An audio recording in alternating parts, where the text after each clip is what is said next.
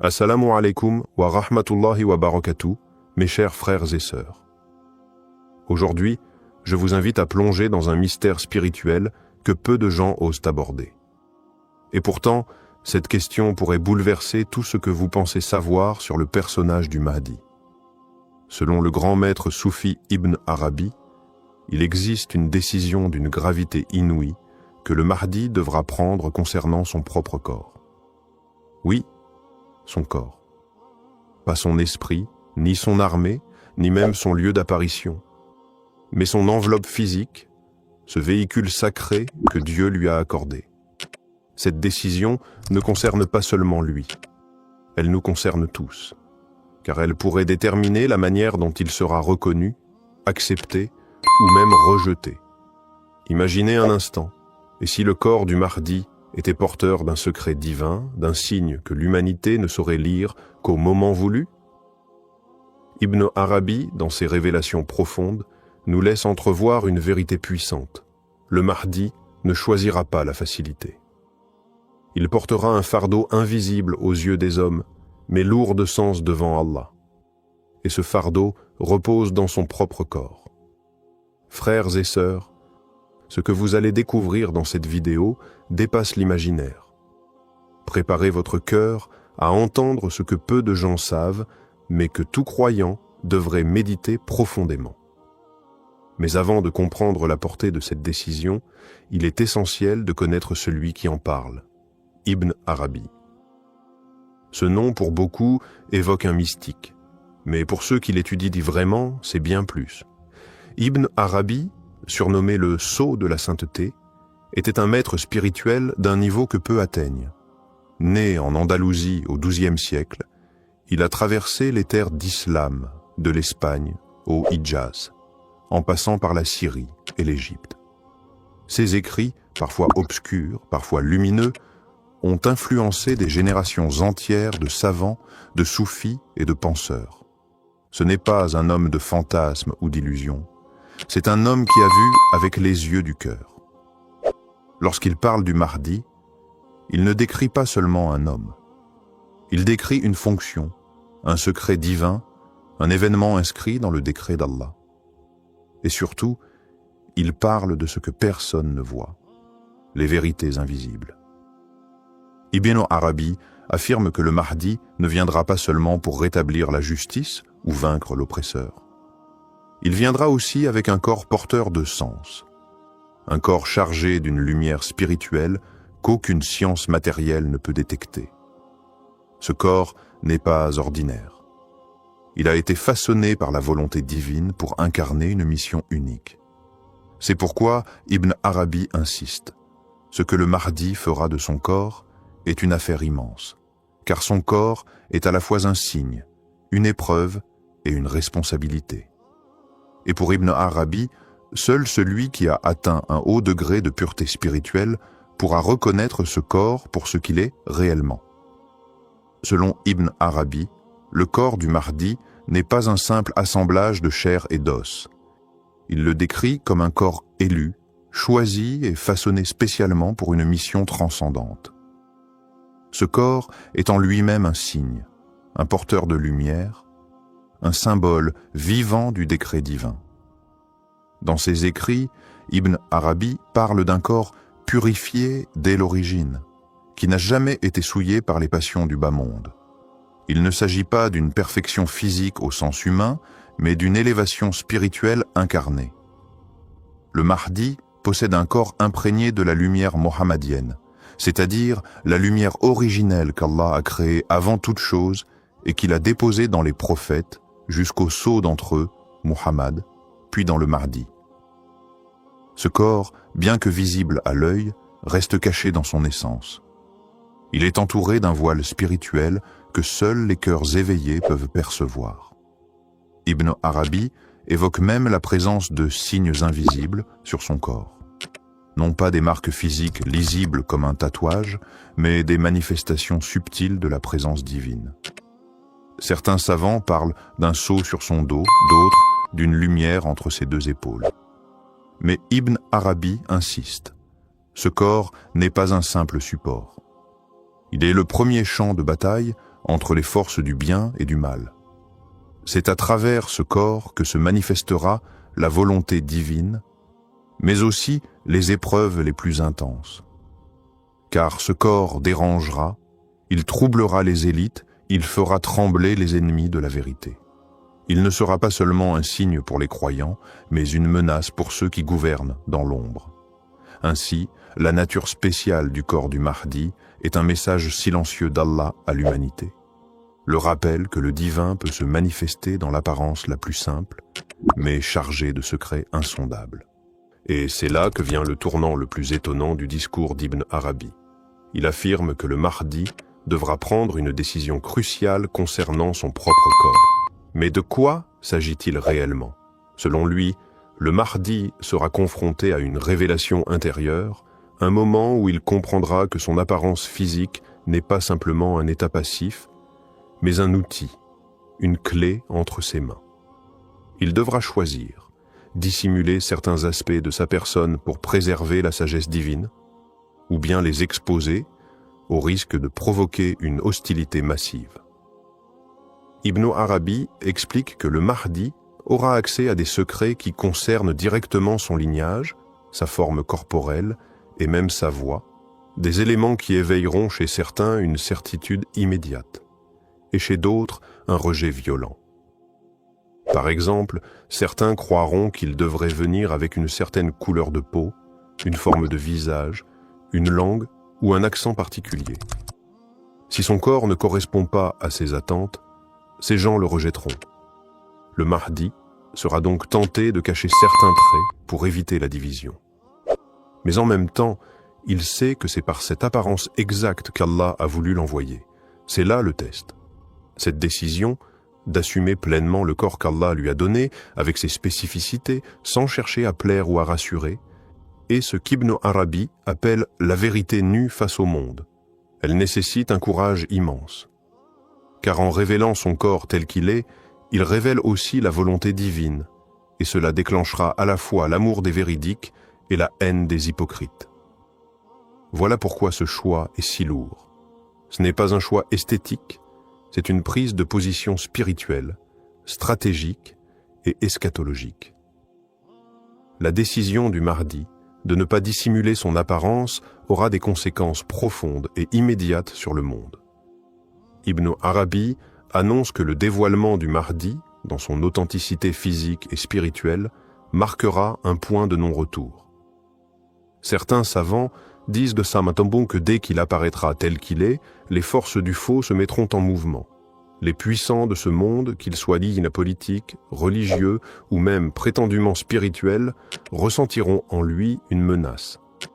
Non pas parce qu'il prendra une arme, mais parce que son existence même, dans son intégralité physique, remettra en cause tous leurs mensonges. Ce ne sera pas un discours qui fera trembler les tyrans, mais son silence, son regard, sa posture, sa lumière. Ibn Arabi affirme que la haine qu'il suscitera ne viendra pas de ce qu'il dit, mais de ce qu'il est. Son corps deviendra malgré lui un miroir. Ceux qui sont purs y verront la confirmation de leur foi. Ceux qui sont corrompus y verront leur chute annoncée. En réalité, ce que le Mahdi montre dans cette décision, c'est un niveau absolu de tawakkul, la confiance totale en Allah, car il se livre à la vérité sans craindre le rejet, la moquerie ou l'opposition. Et Allah, en retour, lui accordera une force que nul ne pourra briser. Cette révélation de son identité provoquera un bouleversement dans les cœurs. Certains reconnaîtront en lui les descriptions prophétiques transmises dans les hadiths. D'autres, aveuglés par leur passion ou leur intérêt, le nieront. Le monde sera divisé en deux camps, non pas par guerre, mais par perception. Et tout cela, simplement parce que le Mahdi aura accepté d'être pleinement ce qu'Allah a fait de lui. Voilà l'effet immense d'une décision que beaucoup auraient évitée par peur, mais que lui assumera avec une certitude implacable. À partir de cette décision assumée, une transformation invisible mais puissante commencera à s'opérer dans la communauté musulmane. Ibn Arabi écrit que le Mahdi, par sa simple présence dévoilée, activera des âmes endormies. Des croyants longtemps perdus ou dans le doute, sentiront une attirance inexpliquée vers lui. Ce ne sera pas un effet de propagande, ni un culte de la personnalité. Ce sera une reconnaissance intime, comme si leur cœur retrouvait un pacte ancien. Certains récits spirituels disent que les awliya, les saints dissimulés, sauront immédiatement qui il est. Non pas à cause d'un signe extérieur, mais parce que leur lumière intérieure reconnaîtra la sienne. Ce phénomène s'étendra comme une onde. Des savants, jusque-là silencieux, oseront parler. Des jeunes, perdus dans le chaos du monde, trouveront un repère. L'équilibre du monde musulman commencera doucement à se réaligner. Ibn Arabi précise que c'est à ce moment précis que le Mahdi commencera à éduquer non par des discours, mais par l'exemple vivant. Son corps, toujours lui, deviendra une école, un signe de discipline, de maîtrise, de vérité incarnée. Il ne parlera pas beaucoup, mais chaque geste sera pesé, chaque silence porteur d'un message. Et cette manière de guider, totalement nouvelle, troublera même certains croyants. Certains lui reprocheront de ne pas agir selon les normes établies. Mais ceux qui auront compris verront que le Mahdi n'est pas là pour répéter l'ancien, mais pour restaurer l'originel. Son physique, sa manière de se tenir, de marcher, de regarder, tout cela rappellera celle du prophète Muhammad. Et ceux qui aiment sincèrement le messager d'Allah le reconnaîtront sans effort. Ce sera le début d'une purification collective. Et cette élévation, causée par une seule décision courageuse, marquera le retour du leadership spirituel véritable au sein de la Oumma. Le Mahdi ne bouleversera pas le monde par la force ou la violence, mais par un choix simple, presque silencieux, être pleinement lui-même, tel qu'Allah l'a façonné. Ibn Arabi nous pousse à réfléchir. Combien parmi nous fuient ce qu'ils sont réellement par peur du rejet? Le Mahdi, lui, affrontera cette peur. Il fera de son corps, de sa voix, de sa présence, un message divin. Et ce message réveillera les cœurs, divisera les peuples, mais annoncera aussi l'accomplissement des grandes promesses. Ce que nous devons retenir, c'est que parfois, la plus grande révolution commence par un geste intime, une fidélité totale à ce que l'on est. Le Mahdi en sera le modèle suprême. Et dans son ombre, peut-être apprendrons-nous à marcher, enfin, vers notre propre vérité. Assalamu alaikum wa rahmatullahi wa barakatuh, mes chers frères et sœurs. Aujourd'hui, nous allons aborder une parole puissante, intrigante et peut-être même choquante, prononcée par le cheikh Al-Koussi. La personnalité du Mahdi est unique, ne te leurre donc pas anti-identifiant, il est de la France.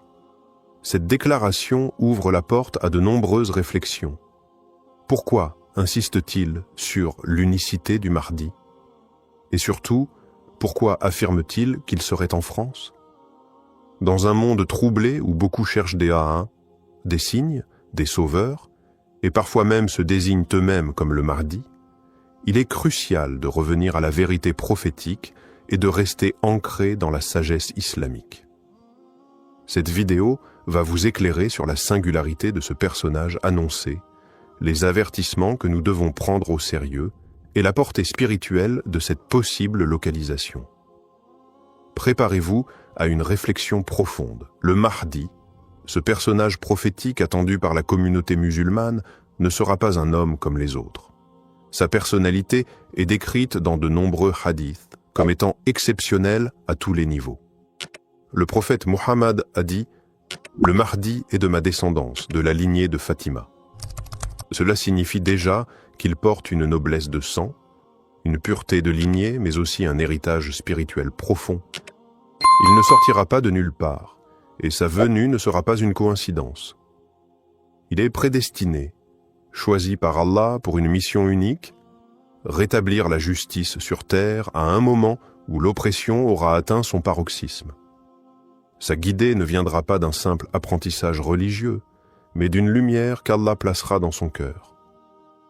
Les textes indiquent qu'il sera juste, patient, humble, courageux, et que son jugement sera droit, sans déviation ni faiblesse. Sa présence mettra fin aux tyrannies, aux conflits internes de la Oumma et il unifiera les musulmans dans la vérité. Il ne sera ni un révolutionnaire politique, ni un homme en quête de pouvoir, mais un serviteur sincère d'Allah, conduit uniquement par sa volonté.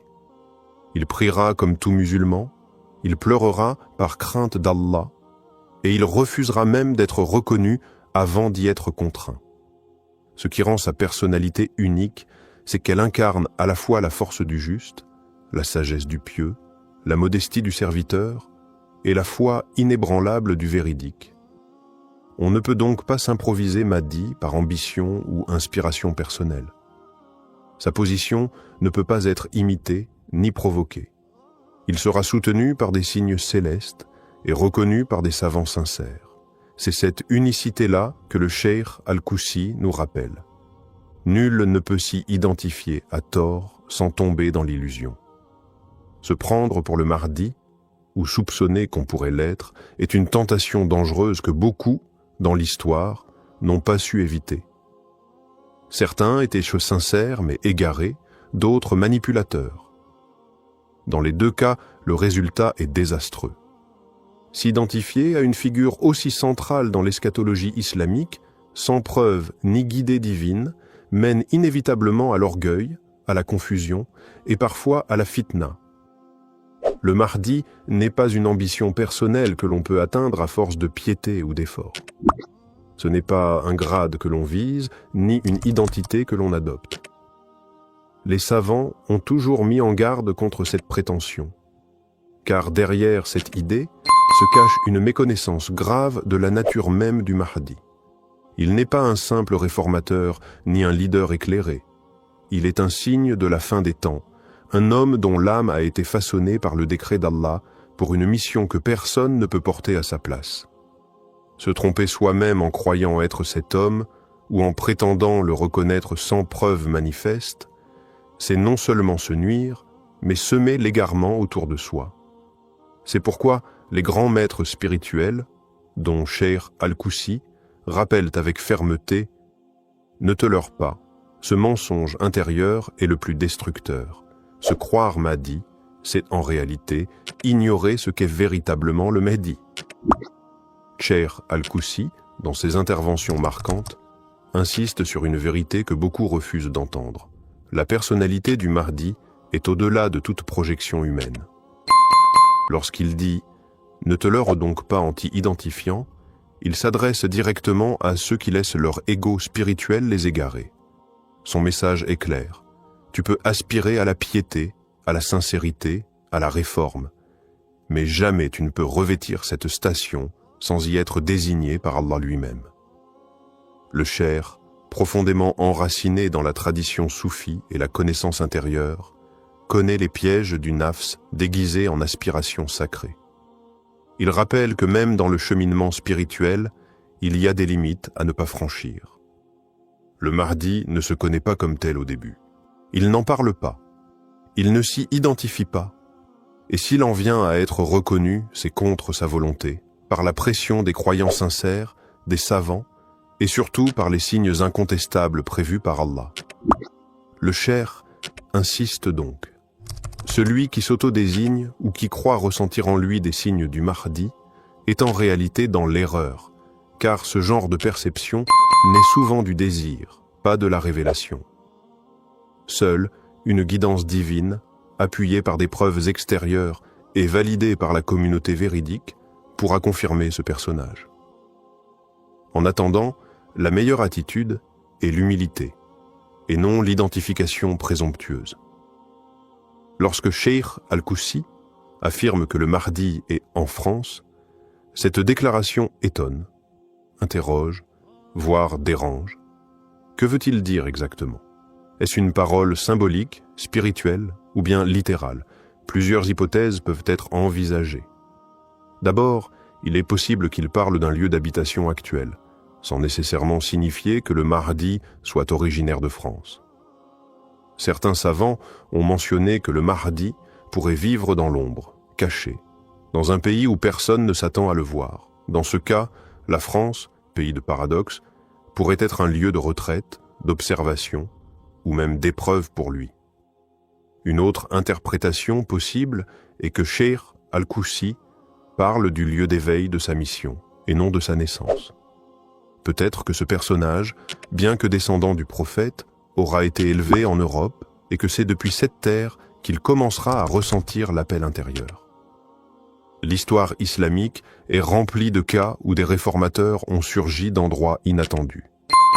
Il est aussi envisageable qu'il fasse référence à un exil temporaire, une période de silence avant la grande mission.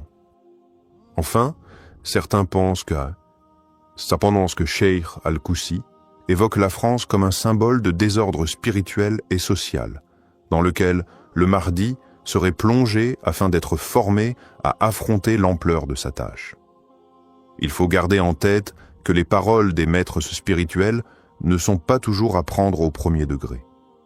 Mais si cette affirmation est à comprendre littéralement, alors cela veut dire que la présence du Mahdi en France à notre époque n'est plus une question de mythe, mais une réalité invisible. Il serait alors entouré de personnes qui ignorent totalement sa véritable nature. Il marcherait parmi nous, inconnu, observant, patientant, attendant le décret d'Allah pour agir. Cette possibilité nous pousse à une grande prudence et à un profond respect du mystère divin. La France occupe, dans certains discours spirituels, une place particulière. Pays de lumière pour certains, terre d'épreuve pour d'autres, elle est souvent décrite comme un territoire de contradictions. Certains maîtres soufis ont mentionné que l'Occident serait un lieu de confusion intense à la fin des temps, mais aussi un lieu où jaillirait un renouveau inattendu. Des récits non officiels circulent sur des awliyas, cachés vivant en Europe, formant spirituellement des âmes choisies à l'insu du monde.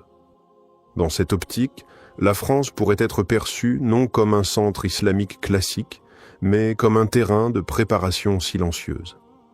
Elle incarne les tensions modernes, sécularisme extrême, rejet de l'islam, mais aussi des milliers de conversions sincères chaque année. Le Mahdi, s'il y est réellement, serait exposé à l'un des environnements les plus hostiles, ce qui renforcerait son endurance, sa sagesse et sa compréhension des défis de notre époque. C'est précisément dans ce genre de climat que les cœurs se forgent. Si Cheikh Al-Koussi l'a affirmé, peut-être veut-il nous alerter sur une vérité que personne n'ose encore voir, que la France, avec tout ce qu'elle représente, pourrait être le théâtre du plus grand bouleversement spirituel de notre ère. Et que le Mahdi, loin d'être une figure orientale stéréotypée, pourrait émerger du cœur de ce tumulte occidental. L'humilité est l'une des caractéristiques essentielles du Mahdi. Contrairement à ceux qui, dans l'histoire, ont prétendu être le sauveur ou le guide, le Mahdi est celui qui incarne l'humilité la plus profonde. Dans les hadiths, il est clairement indiqué qu'il ne se reconnaîtra pas immédiatement comme étant celui qu'Allah a désigné pour rétablir la justice. Il n'aura ni orgueil, ni désir de se mettre en avant. Il n'y aura pas de grande annonce, ni de revendication de sa position. Au contraire, il évitera de se montrer sous une lumière artificielle.